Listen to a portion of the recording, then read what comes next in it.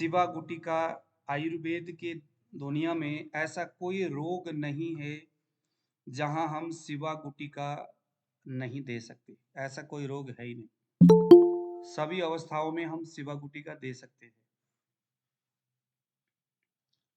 लिखिए शिवा गुटिका। अगर प्रणाम आप गुरुजी। हाँ, प्रणाम जी। शिवा गुटिका मेरे वेबसाइट में अगर आप जाओगे ना तो कम से कम भी शिवा गुटिका के लिए 3-4 ऐसे रोग हैं जिसका नाम है पांडु और ग्रहणी। पांडु और ग्रहणी। आप ध्यान से सुनिएगा जरा शिवा गुटिका के विषय में। पांडु हम पढ़ते आ चुके हैं। पांडु कहाँ कहाँ टच करता है, कौन कौन से रोग है। और ग्रहणी में भी हम पढ़ते आ चुके। बस अगर मैं मोटी मोटी बात कहूं, शिवा गुटिका कहाँ देना है? पांडु और ग्रहणी, ये दोनों अवस्थाओं में, दोनों रोग में देना है। मैं हमेशा बताता हूं कि कोई भी लक्षण हम चरक संहिता के उन 9 रोगों से जोड़ेंगे। पहले उनमें से किन किन रोगों को वो टच करता है, वह रोगी का लक्षण। उसके बाद हम फिर आयुर्वेदिक मेडिसिन की ओर जाएंगे। तो अगर मैं कहूं, जैसे अगर मैं कहूं ताप्यादि लोह, तो किस रोग को टच करता है? बलदेव जी बताइए, किस रोग को टच करता है ताप्यादि लोह? पांडु। पांडु को टच करता है। कितनी अच्छी बात है। अगर मैं कहूं लक्ष्मी विलास रस किस रोग को टच करता है?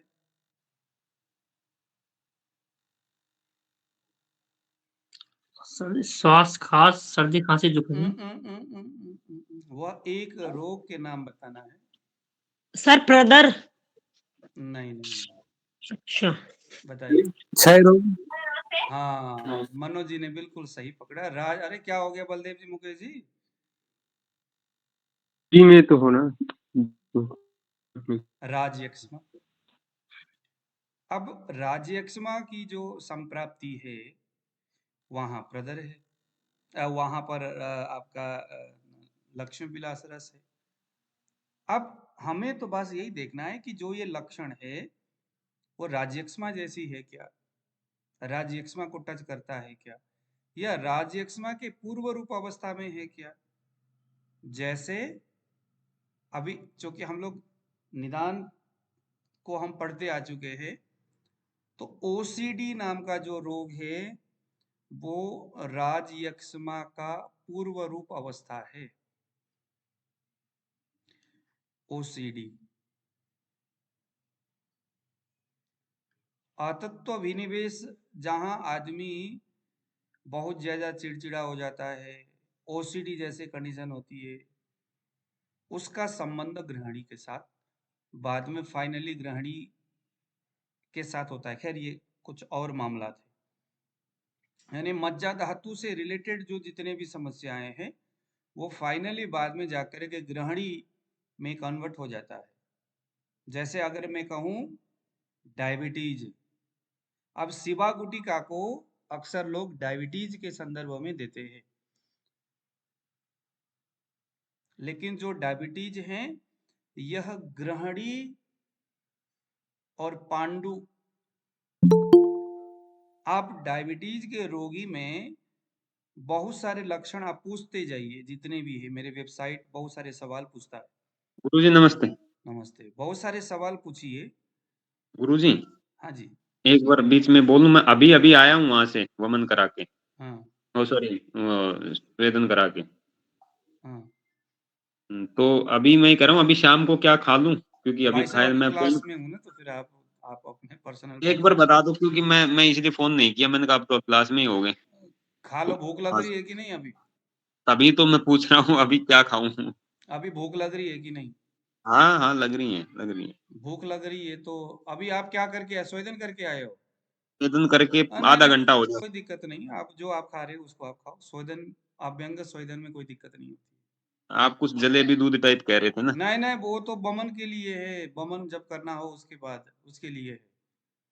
मतलब सुबह वमन करूंगा जब? बमन कब करना है? सुबह करेंगे ना? कल सुबह? हाँ। तो उन्होंने बताया नहीं बमन के लिए क्या कुछ खाना है पूर्व आरोप में? वो तो बोले थे कि दूध पोहा खाना।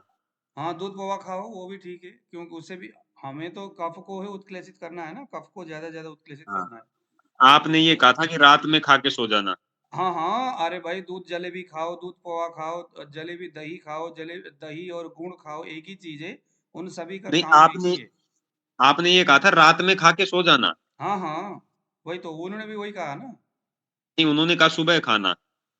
सुबह भी खाना है, सुबह ओके, नहीं तो खाना अभी है, दही पोहा सुबह नहीं खाना है, रात हाँ। में खा के सोना है, बहुत जितने भी आपके शरीर में जमा हुआ जो कफ है वो एकदम उत्क्लेशित होगा दही खाने से, या आप दूध के साथ कुछ खाओ, दूध में गुड़ डाल करके उसको पियो और सो जाओ।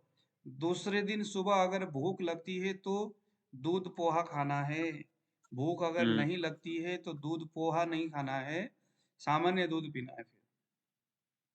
सुबह का तो मैं सुबह ही फ़ोन करूँगा आपसे। ठीक है, जब भूख लगे, हुँ। भूख लगती है क्योंकि अग्नि के ऊपर ही सारा मामला इसमें है। आपने हुँ। बात नहीं करा डॉक्टर से मेरा? वो उसके पास कोई पेशेंट आ गया, मैंने कहा, वो बोला कि आप सद्दमन कर दीजिए, आप आपस में बात करके जैसा भी है। मैं कई 2-3 बार करा, फिर मैंने पूछा ही नहीं उनसे ज़्यादा। ओके, ठीक है, ठीक है। हुँ। ठीक है तो गुरुजी, मैं अभी तो कुछ खा लेता हूँ, भूख लगी है। ठीक है, ठीक है, ठीक है। अच्छा ठीक है, हाँ, अब आप लोग ज़रा नोट करिए ज़रा हम किस प्रसंग में थे। प्लीज़ सभी लोग म्यूट करिएगा ज़रा। हम लोग बात कर रहे थे कि हाँ, हम लोग बात कर रहे थे जो गृहिणी है, प्रमेह का जो रिलेशन है पांडु और गृहिणी। आपके पास कोई डायबिटीज का केस आ गया तो दिमाग में थोड़ा एक बार उसके गृहिणी और पांडु इसको लेकर के भी चलो, उसके खून से रिलेटेड कोई प्रॉब्लम है क्या, एनीमिक कंडीशन है क्या, पांडु। अब पांडु क्या है, कंफ्यूजन होती है, दिक्कत नहीं, वेबसाइट में जाओ, उसमें लिखो पांडु, बस आ गया, उसमें बहुत सारे सवाल है उसको पूछो, पूर्व रूप है उसमें पूछो, लक्षण है उसमें पूछो, वहां से क्या क्या निकलता है। अब गृहिणी क्या क्या पूछना है, दिक्कत नहीं है, सब कुछ व्यवस्था बना हुआ है। वेबसाइट में जाओ, गृहिणी लिखो, गृहिणी आ जाएगा, उसमें क्लिक करो, उसके बाद जो सवाल पूछता है पूर्व रूप, रूप और उसके हेतु सारा चीजें, उसके लक्षण सब पूछो और एक नोट बनाओ। फिर देखो कि गृहिणी और पांडु इनमें से क्या क्या चीजें जुड़ी हुई है, उसको नोट डाउन करो। वो जो लक्षण बता रहा है वो वेबसाइट ही बता देगा, ये कफज है, पित्तज है, वातज है, त्रिदोषात्मक है, रक्तज है, सब कुछ वेबसाइट बताता है। फिर भी आप भी चूंकि आयुर्वेद पढ़ चुके हो, पढ़ रहे हो, तो आप भी अपने एंड से लगाओ कि भाई इनमें से जो जो भी सिम्टम्स ये पेशेंट बता रहा है उसका रिलेशन कफ पित्त और वात किसके साथ जुड़ा हुआ है, इसको थोड़ा सा हम देखेंगे। बस ये ख्याल रखो कि गृहिणी और पांडु इन दोनों की जो व्यवस्था शरीर में उस तरह के सिम्टम्स है, वैसे ये रिपोर्ट आता है, वैसे डायग्नोसिस होती है, तो दिमाग में करके सिवा गुटिका रखना है। अब उससे जुड़े हुए डायबिटीज हो, उससे जुड़े हुए आपका क्या कहते गृहिणी में उसका अल्सरेटिव कोलाइटिस हो सकता है, उसको कॉन्स्टिपेशन हो सकती है, उसको आईबीएस हो सकता है, बहुत सारी चीजें उसमें जुड़ जाता है, वो सारी चीजें आ जाता है, कुछ भी हो, बट शिवा गुटिका उसमें बेहतर काम करता है। तो फाइनली अब देखो अलग अलग रोग है ना, अब रोगों के नाम अगर हम बताएंगे तो शिवा गुटिका तो तकरीबन सब चीजों को टच करता है, हमने वहां नहीं देखना है। डायबिटीज में काम करता है, ब्लड प्रेशर में काम करता है, हाई में करता है या लो में करता है, कहाँ काम करता है, यूरिनरी ब्लड से रिलेटेड हो गया या किडनी फेलियर में हो गया, या इन सारी चीज़ों में शरीर की कोई भी इस तरह की दिक्कतें, वीकनेस से रिलेटेड चीज़ें हो गई, बहुत सारी चीज़ों में काम करता है, लेकिन उन सभी का संबंध पांडु और गृहिणी में आपका डायग्नोस होनी चाहिए।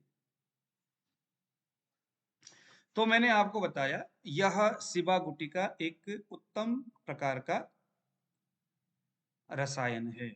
रसायन का मतलब होता है रस धातु है जिसका अयन यानी रास्ता, रस धातु है जिसका अयन यानी रास्ता, यानी रस धातु जहां जहां जिन जिन कर्मों को करता है उन सारे रूट्स को, उन सारे स्थान को, या रस धातु जिन जिन अर्गन का निर्माण करता है, रस धातु का जिन जिन अर्गन के साथ रिलेशन रहता है, वह सभी स्थान में शिवा गुटिका का प्रभाव हम देख सकते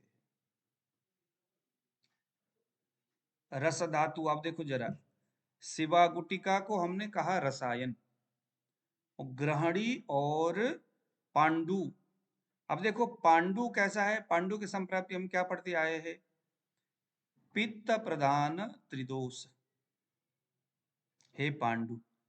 तो जहां रक्त अशुद्ध निर्माण होता है शरीर में, यानी हमारे शरीर में जहां द्वितीय अवस्था पाक प्रॉपर नहीं बन पाता, वहां पर पांडु होता है। और हमारे शरीर में तृतीय अवस्था पाक प्रॉपर नहीं बन पाता, वहां होती है ग्रहणी। इन दोनों अवस्थाओं में शिवा गुटिका बेहतर काम करता है। गुरुजी फिर से एक बार और बताओ। क्या बताना है, द्वितीय अवस्था पाक की गड़बड़ी से पांडु होती है, क्योंकि पांडु का जो रिलेशन है वह रक्त और पित्त से है। आप एक बार पांडु का संप्राप्ति देखो, ईशोकांत जी आ गए। पांडु के संप्राप्ति हम कुछ दिन पहले भी निकाले थे, अब बार बार आएगा ये चीजें, ग्रहणी, पांडु, अर्सा, ये सारी चीजें बार बार आएगा। पांडु के संप्राप्ति जब हम देखते हैं, एक बार चलो ईशुकांत जी दिखा रहे पांडु है क्या चीज। जब पता चलेगा किस तरह से पांडु निर्माण होता है, तो हम कह सकते हैं कि भैया ये शिवा गुटिका वहां किस तरह से काम करता है। हमारा जबरदस्त मेडिसिन है। आज दुनिया में पांडु और ग्रहणी से हर कोई दूसरा आदमी पीड़ित है।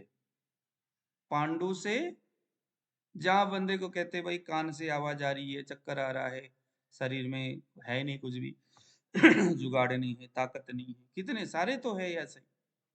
देखो, दोषः पित्त प्रधानास्तु, दोषः बहुवचन है तो तीनों ही दोष इसमें, लेकिन पित्त प्रधानस्तु, पित्त प्रधान दोष, यस्य कोप्यन्ति धातुषु, धातुषु बहुवचन, बहुत सारे धातु कुपित हो जाते हैं। उसके बाद शैथिल्यम, शरीर क्या हो जाता है, शिथिल हो जाता है। शिथिल क्या होता है, तस्य धातु नाम गौरवम शिथिलम च उपजायते।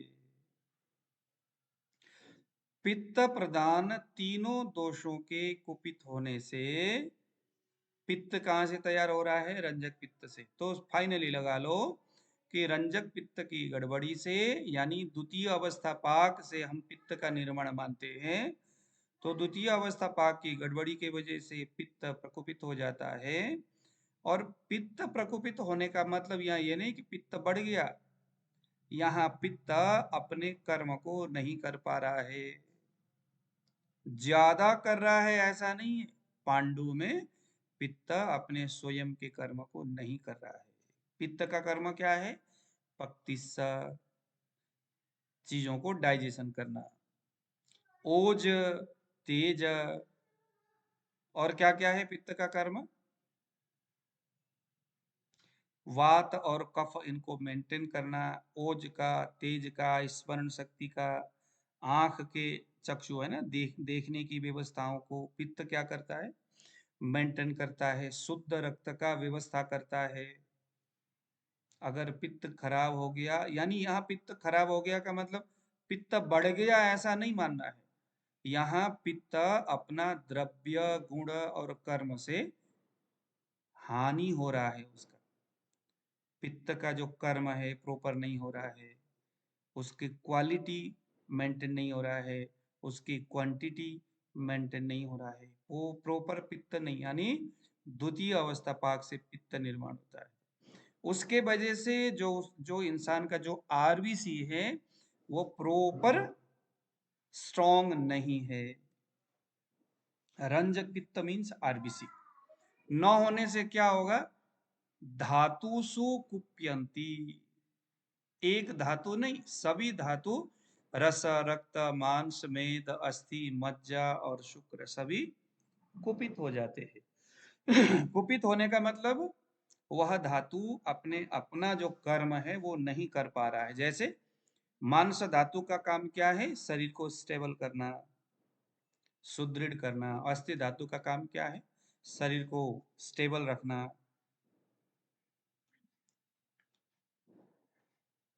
रस का काम क्या है? रस का काम रसायन करना, इसी रस से रसायन शब्द हुआ है। हर चीजों को बल देना, इंद्रियों को तर्पण करना। रस का काम क्या है? इंद्रियों को तर्पण करना, शरीर में पोषण करना। जो एंजाइम है शरीर में जो तैयार होता है, जो विटामिन्स है, मिनरल्स है, ये रस धातु के अधीन में है। जिन्हें हम प्लाज्मा बोलते हैं, यह भी रस धातु ही है। तो इन सारी चीजों का जो नियंत्रण करता है, वो रस धातु है। तो रक्त धातु और रस ये दोनों ही यहाँ बिगड़ जाते हैं। इससे शैथिल्यम, धातुओं में विशेष करके रक्त धातु में शिथिलता आ जाती है, गौरवम भारीपन आ जाता है। उससे वर्ण बल, शरीर का बल नाश हो जाता है। कर्म किसका है? बल, पित्त का। वर्ण नाश होता है, चेहरे की रंगत खत्म हो जाती है। कर्म किसका है? पित्त का। वल वर्ण स्नेह, शरीर में चिकनाहट पैदा करना, पसीना उत्पन्न करना पित्त का काम है।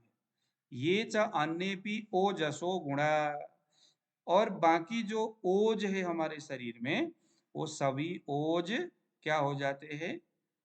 अधिक मात्रा में नाश हो जाता है। ठीक है, नाश हो जाता है। सारे धातु अपने अपने कर्म करना बंद कर देते हैं। ब्रजंति क्षयमत्यर्थम दोष दुष्य प्रदूषणातः, इससे क्या है? जिसमें रक्त, मेद, ओज, ध्यान देना, पांडु क्या है? रक्त धातु, मेद धातु और ओज, इसको अधिक मात्रा में ये डाउन करता है। रक्त धातु, मेद धातु, ओज। ठीक है, तो ये हो गया हमारा पांडु। अब जरा ग्रहणी में लेके जाइए जरा। पांडु हमने देखा, अब ये शिवा गुटिका इन अवस्थाओं में अच्छा काम करेगा। अब जरा पांडु में लेके जाइए जरा, सॉरी ग्रहणी में लेके जाइए जरा, क्योंकि इन दोनों रोगों को टच कर रहा है ग्रहणी चिकित्सा स्थान।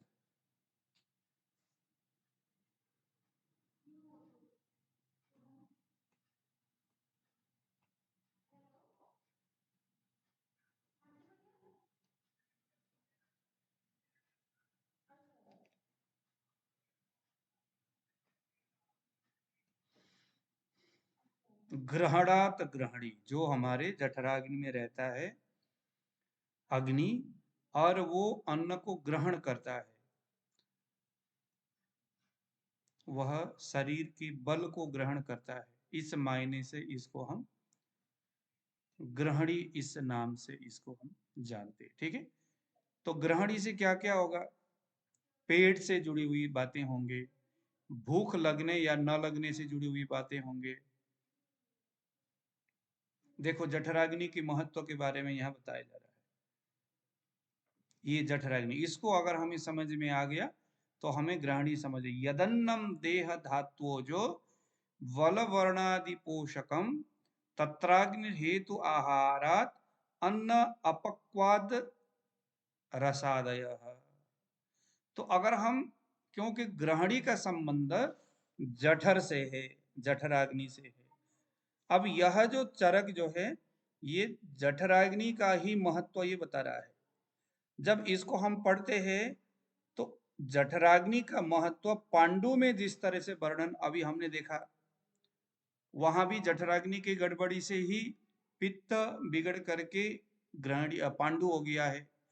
यहाँ देखो जरा, जो अन्न देह धातु ओज वल वर्ण आदि का पोषण करता है, यानी जो वो पांडु हो रहा था जठराग्नि की कमी के वजह से हो रहा था। और जो ग्रहणी होता है, जठराग्नि जिस जगह में रहता है उस स्थान की कमजोरी के वजह से होता है। फिर से बता रहा हूं, जठराग्नि के, मान लीजिए कि शंभुनाथ जी के घर में एक सिलेंडर है और एक चूल्हा है। मान लो सिलेंडर यह ग्रहणी है, सिलेंडर की गड़बड़ी हो तो समझ लो ग्रहणी जैसा समस्या होगा, और चूल्हे की गड़बड़ी हो तो पांडु की गड़बड़ी होगी। यानी ग्रहणी स्थान की गड़बड़ी से हाँ, जठराग्नि जिस जगह में है उस स्थान के मांसपेशियों की, उस स्थान की विकृति की वजह से ग्रहणी होगा। ग्रहणी का मतलब है ग्रहण करने की कैपेसिटी। शंभुनाथ जी के घर में चले गए, घर का मूल आदमी ही अगर आने वाले आदमी से द्वेष रखता होगा तो उस घर में वो आदमी कितने देर तक भला टिक सकता है, बैठ सकता है? उसका सम्मान नहीं होगा, फिर वह झुलझुलाता हुआ जाएगा, दो गाली दे के जाएगा। तो स्थानम प्रदानम न बलम प्रदानम, सुना है कि नहीं ये आप लोगों ने? स्थान का बड़ा महत्व होता है, बल का नहीं होता। यानी अग्नि प्रबल होने के लिए वो अग्नि धराकला बोलते हैं उसको। हम क्या बोलते हैं? अग्नि धराकला। अग्नि यानी उस जठराग्नि के धरा यानी जो धारण करता है, जो स्टेबल करता है, वो कला यानी स्थान की गड़बड़ी अगर हो जाए तो आईबीएस होता है। आईबीएस यानी कि इरिटेबल बाउल सिंड्रोम, इसको हम ग्रहणी बोलते हैं। उसका पेट प्रॉपर साफ नहीं होता, पेट में गुड़गुड़ करके आवाज आता है, खाए हुआ चीजें कभी पचता है कभी नहीं पचता। अग्नि से रिलेटेड प्रॉब्लम। ग्रहणी का यह समस्या हमारे मस्तिष्क से भी जुड़ा हुआ रहता है और हमारे मन के साथ भी जुड़ा होता है। अब शिवा गुटिका बनाने वाले आचार्य ने कहा कि महाराज ये ग्रहणी के ऊपर काम करता है, ये पांडु के ऊपर काम करता है, तो डायरेक्टली ग्रहणी के ऊपर और पांडु के ऊपर का मतलब जठराग्नि के ऊपर। पांडु के ऊपर काम करता है, इस बात को कहने का अर्थ होता है कि अग्नि के ऊपर काम कर रहा है। यानी कि शिवा गुटिका जब हम लेते हैं तो क्या होगा? क्या होगा? जो भी हम खाते हैं प्रॉपर तरीके से डाइजेस्ट होगा, धातु का निर्माण होगा, ओज का निर्माण होगा और बल का निर्माण होगा, चेहरे में रंगत आएगी। लेकिन बढ़िया क्वालिटी का शिवा गुटिका हो तब। पता करो कौन सा फार्मेसी है जो शिवा गुटिका बढ़िया बनाता है। सभी लल्लू राम है, कोई नहीं बनाता ढंग का। तो इसके लिए आपको खुद ही करना पड़ेगा। देखो, मैं आपको जड़ी बूटियों के संदर्भ में उन दवाइयों को मैं पढ़ा रहा हूं जो एक दवाई हजारों रोगों में काम करता है। बस अनुपान भेद से किस रोग में इस दवाई को किस तरह से दिया जाए। हालांकि शिवा गुटिका कफ पित्त वात त्रिदोष सभी में हम दे सकते हैं, इसका गुण धर्म ही कुछ ऐसा है। समझ में आया? पांडु में काम करता है यानी, हाँ जी शंभुनाथ जी बताइए। गुरु जी शिवा गुटका मतलब दीपन पाचन दोनों कार्य करेगी। आप देखो ना क्या क्या करता है। पांडु और ग्रहणी इसमें काम करता है, तो आप जरा लगाओ। ग्रहणी में करता है तो दीपन पाचन किए बगैर ग्रहणी तो कभी ठीक होगा नहीं। वो स्थान को बल देगा और अग्नि को बढ़ाएगा। तो शिवा गुटिका, अब ये दवाई कितने सारे रोगों को हम याद करेंगे कि भाई इसमें भी काम करता है, उसमें भी काम करता है। इससे तो अच्छा मैंने आपको पीछे गली से लेके गया और दो चीजें बताया, भैया एक ग्रहणी में काम करता है, पांडु में काम करता है। अब डायबिटीज का संबंध ग्रहणी और पांडु के साथ हो सकता है, आईबीएस का संबंध ग्रहणी के साथ है, कॉन्स्टिपेशन का संबंध आईबीएस के साथ है, डायरिया का संबंध आईबीएस के साथ है, यानी समान वायु के साथ है। ग्रहणी मीन्स समान वायु और पांडु मीन्स रंजक पित्त। पांडु मीन्स रंजक पित्त। तो चलिए जरा नोट करते हैं कौन कौन से वह जड़ी बूटियां हैं जो इतना महत्वपूर्ण रसायन, रसायन का मतलब क्या है? रस धातु है जिसका अयन यानी रास्ता जहां से होते हुए ये काम करेगा। तो शरीर का ऐसा कोई कोना नहीं जहां रस धातु नहीं पहुंचता है, और रस ही शुद्ध बाकी धातुओं का निर्माण करने में सहयोगी होता है। तो चलिए जरा नोट करिए जरा, इसमें आपने लेना है शुद्ध शिलाजीत। शुद्ध शिलाजीत लेना है आपने, इसमें 128 तोला। ये जो शिवा गुटिका है इसमें बस शिलाजीत का ही खेल है और कुछ नहीं। इसके निर्माण की 2-3 विधि है, वो मैं आपको बताता हूँ, लेकिन जो सबसे बढ़िया अगर आप चाहोगे तो उसमें बनने में कम से कम 1 साल का वक्त लग जाएगा। चलिए जरा 128 तोला शुद्ध शिलाजीत लेना है। खुद इसको बना सकते हैं, जब बन जाए तो बता देना। शिवा गुटिका बनने का मतलब है खरीदार आपके पास बहुत आएंगे, बशर्ते चीज आपका सही होना चाहिए। पहला खरीदार मैं ही क्योंकि शिवा गुटिका इतनी अच्छी चीज है। अब ये जो आपने 128 तोला शिलाजीत जो लिया है, इसमें इसको आपने सबसे पहले त्रिफला का जो काढ़ा है उसमें डाल करके, काढ़ा में डाल करके खरल करना है, यानी रगड़ना है।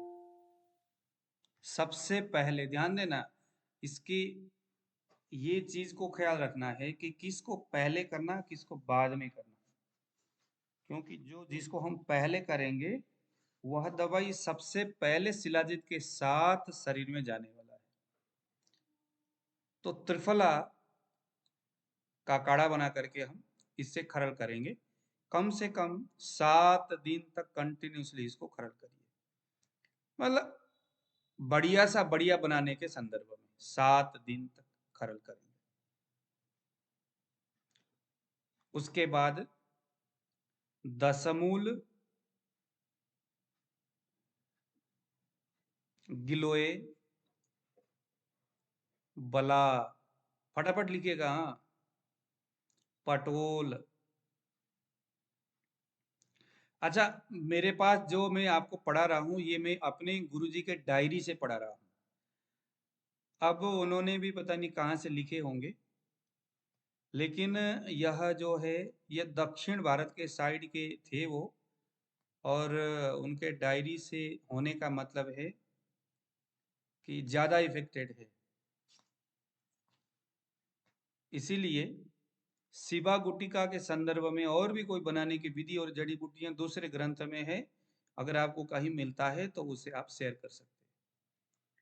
फिर से बता रहा हूं, त्रिफला का काढ़ा से पहले खरल करना है। चाहो तो आप 7 दिन करो, चाहो आप 3 बार कर लो। 3 बार करो का मतलब है 3 दिन तक कर लो।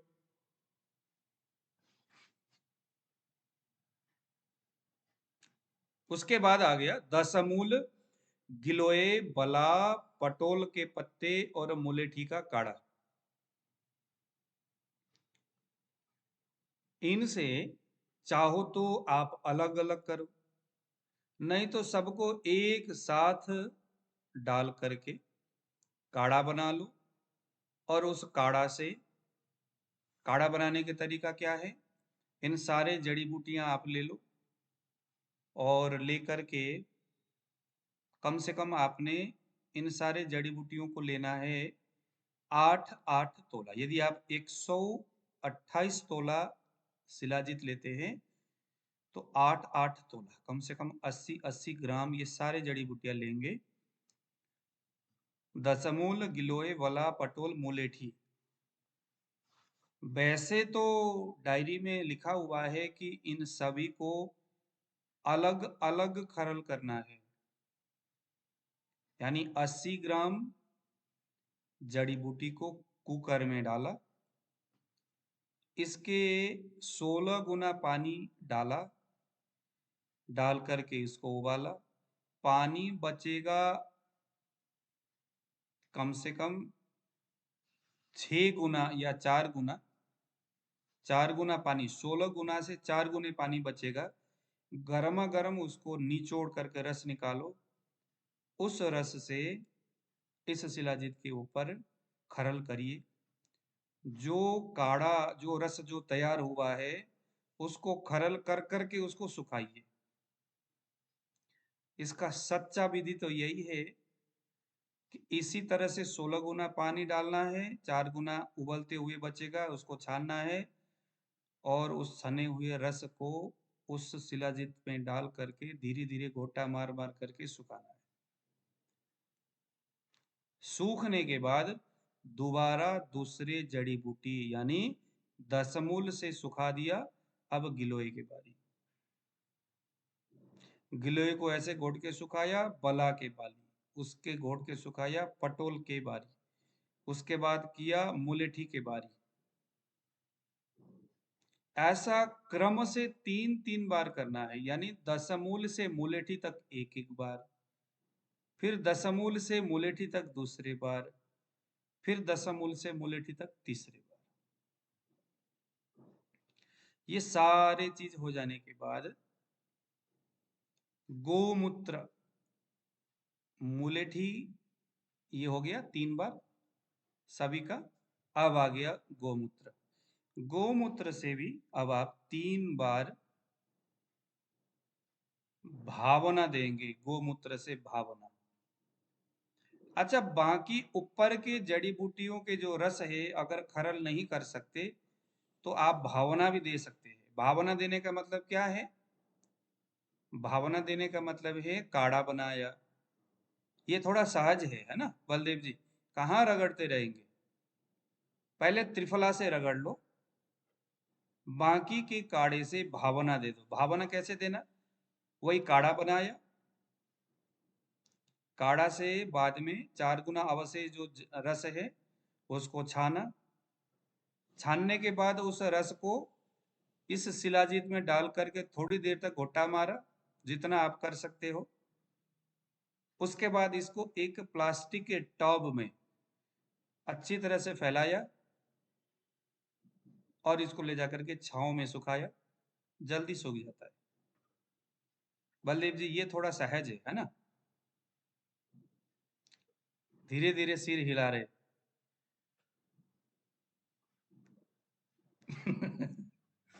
अरे भैया ये हेलो सर, हाँ आपकी वो फैक्ट्री चलानी है, हम तो खरीदार हैं पक्के आपके। अच्छा आप बताइए जरा, दशमूल, दशमूल का भी वही करना है आपने। पहले त्रिफला के काढ़ा से तो खरल ही करो, वो अच्छी बात है। त्रिफला को ऐसा नहीं, खरल जितना हम करते हैं ना जड़ी बूटी से रसायन में, वो उतना खरल करने से ज्यादा इफेक्टेड होता है चीजें, क्योंकि उसके जो उसके अणु परमाणु तक जड़ी बूटी के जो द्रव्य है, जो गुण है ना, वो चला जाता है, अंदर तक जाता है। सर दशमूल कौन वाला सर? दशमूल कौन वाला? क्या बात है चितरंजन जी, देखो ये होता है सवाल। आप लोगों ने क्यों नहीं पूछा भैया? बलदेव जी देखो यही बात है, ये होनी चाहिए चितरंजन जी। चितरंजन जी कल परसों हम लोगों ने जो दशमूल पढ़ा था ना, पढ़ा था कि नहीं? हाँ सर, हाँ सर। दशमूल के कितने प्रकार हमने पढ़े थे? कौन कौन से रोगों को वो टच कर रहा था? सर 3 प्रकार पढ़े थे, वो बताइए बाकी है।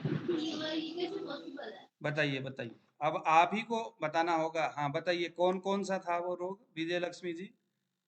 सर रोग पूरी तरह से नहीं याद आ रहा, लेकिन ये याद है 3 प्रकार का। कोई बताएगा मुकेश जी, या ऐसे याद विस्मृति हो गई? उसमें मुझे एक सूतिका रोग के हिसाब से था हाँ और एक आपका वात रोग के हिसाब से था, ये यक्षमा रोग के हिसाब से था। 3 प्रकार के थे। वायु कब का शमन करता है? एक पहला। हाँ, तो अब देखिए जरा, जो दशमूल हम लोग ने जो पढ़े थे, अब यहाँ चूंकि पांडु और ग्रहणी के ऊपर हम काम कर रहे हैं, तो कौन से वाले, राजयक्ष्मा, सूतिका या ज्वर, कौन सा वाला यहाँ चलाना चाहिए? यक्षमा लोग के हिसाब से गुरु जी। राज यक्ष में चलेगा सारे यहाँ तो। यक्षमा लोग इसलिए क्योंकि प्राण की हानि होती है ना यक्षमा में, तो ये प्राण की प्रलयन और जीवन कर्म कर सकता है। राजयक्ष्मा वाला। अगर मैं कहूं ज्वर वाला तो वो भी सही है गुरु जी, क्योंकि रस धातु के ऊपर काम करना, क्योंकि रस धातु से ज्वर की उत्पत्ति क्योंकि होती है। हमने यहाँ रसायन बोला है और ये रस के ऊपर काम कर रहा है।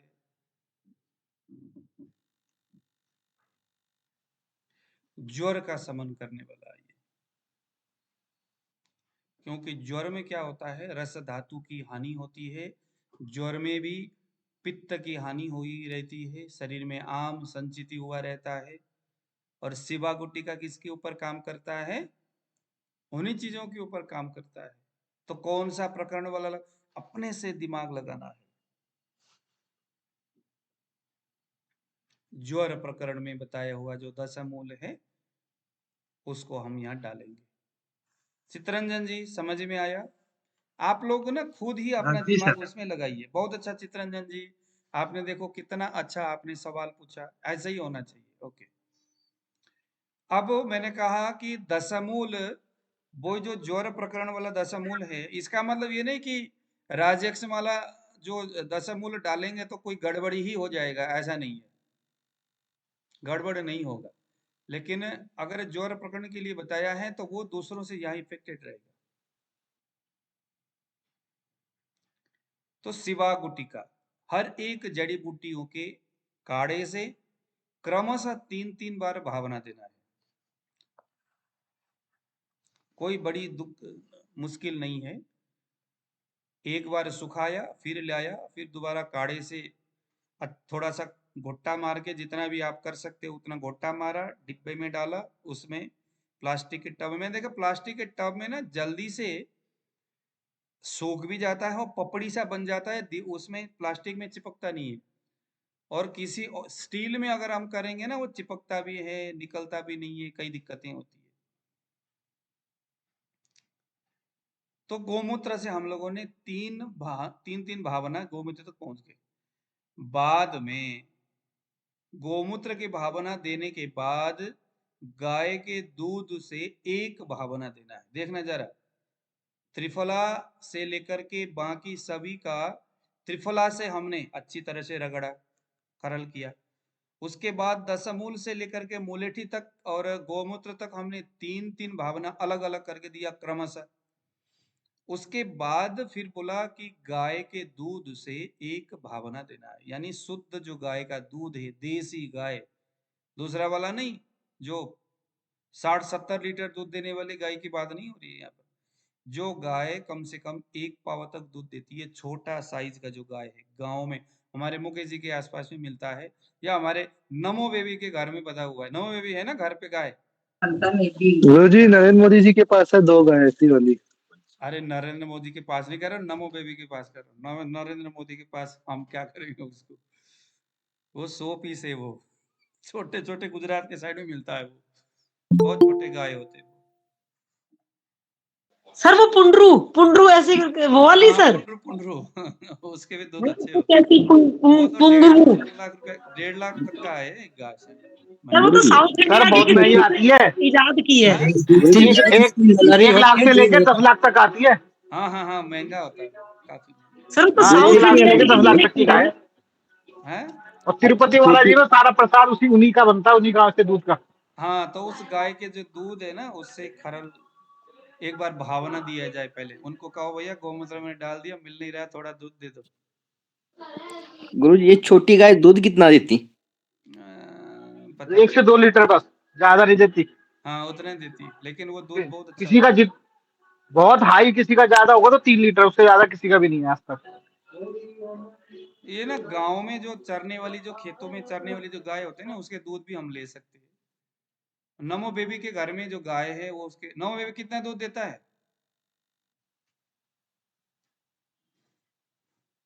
नमो बेबी कहाँ को दूध देगा गुरु जी, नमो बेबी के बछड़े दूध देंगे। हाँ उनके घर में रखा हुआ जो गाय है वो दूध देगी। अच्छा, अब मैं कह हमारे रहा घर में था एक कि शिवा गुटिका, ठीक है। अब शिवा गुटिका के लिए ना, शिवा गुटिका के लिए पता है क्या, जो वैद्य लोग हैं जो क्या करते हैं इधर दक्षिण भारत के साइड में, किससे मैंने सुना था कि उन्होंने ये शिवा गुटिका जो जड़ी बूटियां जहाँ जहाँ ताजा मिलता है ना, शिवा गुटिका लिए उसके जो शिलाजित हो सारा, और ईसुकांत जी के घर में अमुक जड़ी बूटी मिलता है, उधर ही पहुंच गया और वहां जाकर 3 भावना दिया। उसके शंभुनाथ जी के पास मिलता है कोई दूसरा, शंभुनाथ जी के पास पहुंच गए। इतने लोग शिवा गुटिका बनाने के लिए इतने होते हैं ज्यादा। शिवा गुटिका के पीछे लोग ना पागल हो रखे होते थे पहले। हाँ जी, ईसुकांत जी। गुरु जी इसको तो सर्वप्रथम क्या करना होगा कि सबके पास खनन होना चाहिए और इसको हम लोग कर सकते हैं। मैं चाहता हूँ कि सब इसमें लिप्त हों और इसको बनाने की कोशिश करते हैं, बहुत अच्छा फायदा मिलेगा। नहीं तो ऐसा भी कर सकते हैं ना कि अपन 1 केजी तक शिलाजीत ले लेंगे, खरीद लेंगे। उसके जी बाद जी जी पहले शिलाजीत को मैं त्रिफला में अच्छी तरह से खरल करके फिर ईसुकांत जी को भेजूंगा। ईसुकांत जी जो है उस शिलाजीत में से 1 चम्मच निकाले बगैर कुछ और जड़ी बूटी से दशमूल से खरल करेंगे। उसके बाद वो नमो बेबी के पास भेजेंगे और वो भी चम्मच में निकाल के दूसरा शिलाजीत डाले। उससे अच्छा कि उसी में कुछ और चीज करके शिलाजीत का ऐसा कुछ बना सकते हैं, ऐसा कर सकते हैं। लास्ट में मेरे पास भेजिएगा गुरु जी, दूध में कर देंगे हम। क्या करेंगे, चम्मच वाला? आइडिया अच्छा लगा मुझे। अच्छा ठीक है, हम लोगों ने दूध से 1 भावना दिया, ध्यान देना 1 भावना दे रहे दूध से। उसके बाद काकोली, क्षीर काकोली, मेदा, महामेदा। लिखिए, काकोली, क्षीर काकोली, मेदा, महामेदा। ये जहां मिलता है भाई, ये जड़ी बूटियां मिलना मुश्किल है, हर जगह नहीं मिलता। काकोली, क्षीर काकोली, मेदा और महामेदा। उसके बाद आया बिदारी कंद, क्षीर बिदारी कंद, शतावरी। बिदारी कंद, क्षीर बिदारी कंद और शतावरी। उसके बाद आया द्राक्षा, रिद्धि वृद्धि ऋषभक, जटामांसी, गोरखमुंडी, सफेद जीरा, काला जीरा, सालपर्णी, कृष्णी पर्णी, रासना, पुष्कर मूल। आप लोग कोई नोट कर रहे हैं इसमें? चित्रक, दंती मूल, गजपिप्पली, इंद्रजौ, चव्य, नागरमोथा। अब ये 2 बार आ गया। अच्छा नहीं, नागरमोथा है ना। फिर कुकड़ी, कुटकी, काकड़ा सिंगी और पाठा। इनमें से जो भी मिल सके सारे मिल जाएगा। रिद्धि वृद्धि नहीं मिलती, बाकी सब मिल जाता है। मिल सके, जो भी मिल सके उनको 8-8 तोला लेकर 32 सेर पानी में कुआत करना है। इन सभी को अब इकट्ठे ही कर दो। जब आधा रह जाए तब इसे इस जल से भावना देना है, भावना देना है। लेकिन कुछ लोग तो इन सभी को भी अलग अलग भावना देते हैं, लेकिन यहाँ गुरुजी ने लिखा हुआ है कि इन सभी को इकट्ठे 8-8 तोला ले लो, इकट्ठे बर्तन में डालो, 16 गुना पानी डाल करके इसको उबाल लो, और चौथा ही गुना पानी जब शेष बचेगा, 8-8 तोला लेकर 32 सेर पानी में कुआत करे। 8-8 तोला पानी लेके 32 सेर पानी में कुआत करे। जब आधा रह जाए तब इसमें भावना दे दे। ठीक है, भावना देना है उसी काढ़ा से। उसके बाद सौंठ, पिपली, कुटकी, दोबारा कुटकी आ गया, काकड़ा सिंगी और काली मिर्च, इनका चूर्ण 16-16 तोला मिला करके, यहाँ चूर्ण मिलाना है, मिला करके फिर बिदारी कंद का चूर्ण 8 तोला, तालीस पत्र का चूर्ण 32 तोला और खांड 128 तोला। अब गाय का घी 32 तोला, शहद 64 तोला, तिल का तेल 16 तोला डाल करके खूब रगड़ करना है, घुट्टा मारना है। अब आया तवासीर, तेज पत्ता, दालचीनी, नाग केसर, छोटी इलायची, ये पांचों मिलाकर 4 तोला बनाना है। इसको उसी में मिला देना है, उसी में मिलाना है और मिला करके इतना घुट्टा मारो, इतना घुट्टा मारो, सब एक जान हो जाए। उसके बाद इसका जो मात्रा है, 2 ग्राम की गोलियां इसको बना लो। पहले छांव में सुखाओ, इसकी जो नमी है वो खत्म हो जाएगा, फिर धूप में सुखा दो। अब लिखिए जरा इस दवाई का जो अनुपान है, दूध या अनार का रस, दूध या अनार का रस। अनुपान देखो जरा, अनुपान का अपना विशेष महत्व रहता है। अगर ग्रहणी जैसी स्थिति हो, डायबिटीज जैसा स्थिति हो तो अनार का रस, अगर पांडु जैसा स्थिति हो तो दूध से इसको लेना चाहिए।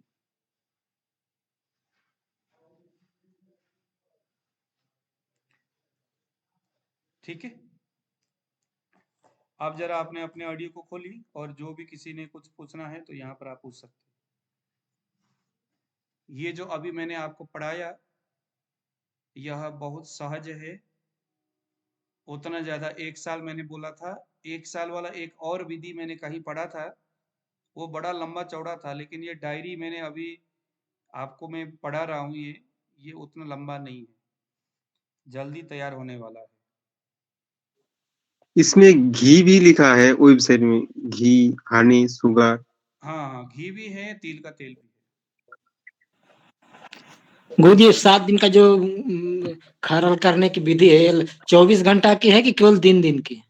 नहीं, 24 घंटे से मतलब नहीं होता है। मतलब होता है वो जो काढ़ा जो तैयार हुआ है ना, जी। उस काढ़ा को सुखाना होता है बस। अब आप जितने मर्जी घंटा आप करो, कोई लेना देना नहीं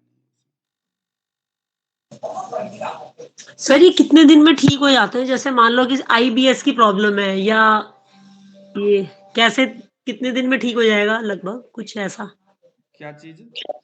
सर जैसे किसी को संग्रहणी का रोग है ना, जो तो सर वो जैसे 5 बार जाता है कोई आदमी, तो कितने दिन में मतलब उसका थोड़ा-सा नॉर्मल होगा? कुछ आइडिया? सप्तबारम, 7 दिन में। कोई भी दवाई का एक चीज मैं बताता हूँ, कोई भी आयुर्वेदिक दवाई यदि 7 दिन या 5 दिन में उसका अपना असर नहीं दिखाता, समझ लो या तो दवाई गलत है या आपका डायग्नोसिस गलत है। कोई भी दवाई महज 5 दिन में उस व्यक्ति के शरीर में अपना असर दिखाना चाहिए, दिखना चाहिए।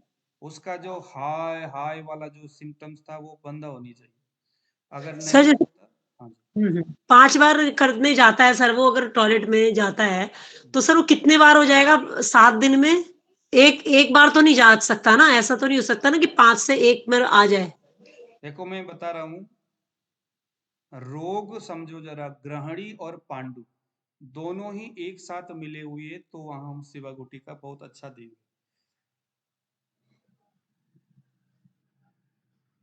अभी जो हम लोगों ने देखा, अब देखो ये दवाई क्या है।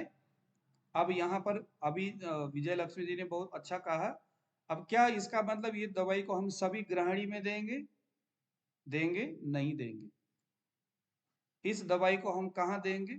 जब स्रोतस शुद्धि होगा, अग्नि को हम दीपन पाचन आदि इन क्रियाओं से, लंघन आदि सारी चीजों से अवस्थानुसार पहले हम चिकित्सा करेंगे।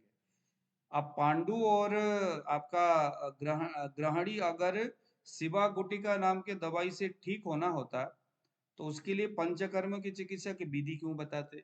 उसमें बहुत सारी चीजें क्यों बताते? सीधा ही ग्रहणी की कहानी लिखो, सीधा ही थप्पा मारो, भैया शिवा गुटिका चलाओ, ठीक हो जाएगा। अब हमने पढ़ा शिवा गुटिका वो काम करता है, इसका मतलब ये नहीं कि भाई कोई भी ग्रहणी आए और पकड़ा और उठा करके दे दिया, ऐसा भी नहीं है। क्योंकि आयुर्वेद हर एक अवस्था में अपना एक विचार रखता है और उसके साथ बाकी की जो ट्रीटमेंट है, कहाँ की किस तरह से क्या देना चाहिए, शिवा गुटिका में देखिए जरा, जितने भी संतर्पण करने वाली दवाइयां हैं, बाद में जड़ी बूटियां, थोड़ा सा दालचीनी वगैरह ऐसा डाला गया कि इसके जो रिद्धि वृद्धि और ये बहुत सारी जो इस तरह की जो चीजें यहाँ पर जो डाले गए हैं, उन सारे दवाइयों का उसकी जो गुरुत्वपन है, जैसे दूध से भी भावना दिया जा रहा है, तमाम चीजें, ये गुरुतर द्रव्य है, अत्यंत मधुर रस, अत्यंत गुरु है, ये हैवी चीजें हैं। लेकिन बाद में प्रक्षेप के, अब बाद में घी भी डाला गया, तेल भी डाला गया, तो इसका मतलब है कि यह दवाई हम पहले प्रॉपर तरीके से दीपन पाचन करके अग्नि का निर्माण करेंगे, और उसके बाद जब धातुओं की बारी आएगी, लेकिन अग्नि इसका प्रॉपर हो जाए, अच्छा रहेगा, उसके बाद फिर हम ये शोधन के बाद रसायन देंगे, ये ध्यान देना है ना। ये हमारा शिवा गुटिका हम कब देंगे? प्रॉपर शोधन हो जाने के बाद जब रसायन देने की बारी आएगी। आयुर्वेद रसायन कब देता है? आज पेशेंट आया, आज ही से रसायन नहीं देना है। रसायन कब देना है? दीपन पाचन स्नेहन स्वेदन अभ्यंग वमन वस्ती विरेचन, उसके बाद संसर्जन, सब कुछ करने के बाद शरीर बहुत अच्छा लगने लगा, रोग का लक्षण पूरे ही गायब हो गया। उसके बाद हाँ जी, अब आप शिवा गुटिका ले लो, किसमें? ग्रहणी, पांडु, अर्स और आपका प्रमेह आदि, ये सारी चीजें, उसमें हम इसका प्रयोग करेंगे। तो यहाँ मोटा मोटी हम कुछ चीज देखेंगे जरा, कहाँ कहाँ पर ये अच्छा काम करता है। संवत्सरम प्रयुक्ता हंति एसम वात सोडितम प्रबलम। तो देखो, संवत्सरम प्रयुक्ता, 1 साल तक इसके उपयोग करने के लिए बताया गया है। लेकिन ये कब संभव होगा? 1 साल तक उसको ये देना है, रसायन देना है। इसका मतलब रोगी आया और बिना डायग्नोसिस किए दिए, ऐसा नहीं है। संवत्सरम प्रयुक्ता तो हंते एसाम वात सोडितम प्रबलम। वात सोडित यानी वात रक्त को ये ठीक कर रहा है। बहुवार्षिकम अपि गाढ़म यक्ष्माणम, बहुवार्षिकम अपि, बहुत पुराना से महापुराना, गाढ़म, बहुत गाढ़ा जो यक्ष्मा है, यक्ष्मा रोग यानी राज यक्ष्मा, देखो कहां कहां टच कर रहा है। गाढ़म यक्ष्माणम आड्यवातम च, ऐसे यक्ष्मा को भी ठीक कर रहा है, मूढ़वात को भी ठीक कर रहा है। मूढ़वात, आड्यवात किसको बोलते हैं? नीचे कॉन्स्टिपेशन हो रहा है और ऊपर की ओर एसिड इंडिकेशन हो रहा है, बार बार वोमिटिंग टेंडेंसी हो रही, तमाम चीजें, आड्यवात। मूढ़वात इसी को बोलते हैं। नीचे से नहीं जा रहा है, चीजें रिफ्लेक्स हो रहा है, ऊपर की ओर आ रहा है, उदावर्त जैसे, वो सारे मूढ़वात है, तो उसको भी यह ठीक करता है। ज्वर योनि शुक्र दोष प्लीहारसा, देखो ज्वर बुखार ठीक कर रहा है, योनि रोग ठीक कर रहा है, शुक्र समस्या, शुक्र का रोग ठीक कर रहा है, प्लीहा, प्लीहा स्प्लीन से रिलेटेड समस्याएं, अर्स बवासीर हो गया, पांडु ग्रहणी रोगा, पांडु और जो ग्रहणी है, लेकिन प्रमुखतया पांडु और ग्रहणी के ऊपर काम करता है, लेकिन इन रोगों में भी हम दे सकते हैं। ब्रग्न, गुल्म, गुल्म में दे सकते हैं हम, लिम्फ जिन्हें हम कहते हैं।